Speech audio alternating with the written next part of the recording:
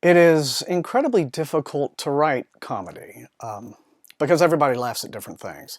It's even more difficult to write the kind of comedy that not only makes you laugh, but makes you feel, makes you think, makes you connect emotionally, and Terry Pratchett was able to do all of those things without effort. Everybody's got their favorite Discworld novel. Mine, I think, is without dispute Small Gods. Not just because of the theme, which is religious satire, which is something that I just naturally find very funny, being a big fan of Life of Brian and what have you, but also because of its warmth and its compassion, its humanity, and that was what made Terry Pratchett stand out as a writer of satire. No matter how trenchant his satire became, he was never really mean-spirited towards the targets of it. It's basically about a god that no one really believes in anymore, even though he's got massive temples and an entire religion dedicated to him.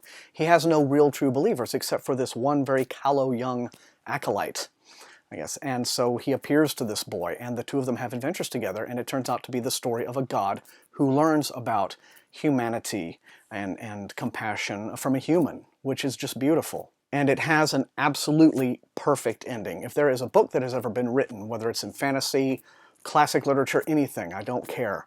If there's a book with a better ending than Small Gods, I haven't read it. Pratchett was a great humorist because he knew that comedy wasn't just about the gag, it was a vehicle for offering insights that people would actually listen to.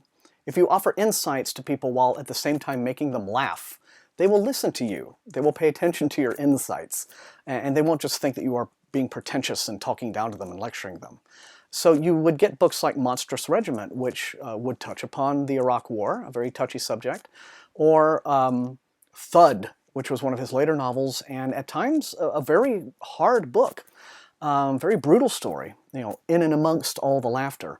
It confronted racism head on. So Pratchett was funny and yet courageous, which was why he was great. He was going to be nominated in 2005 for a Hugo Award for Going Postal, and he turned it down.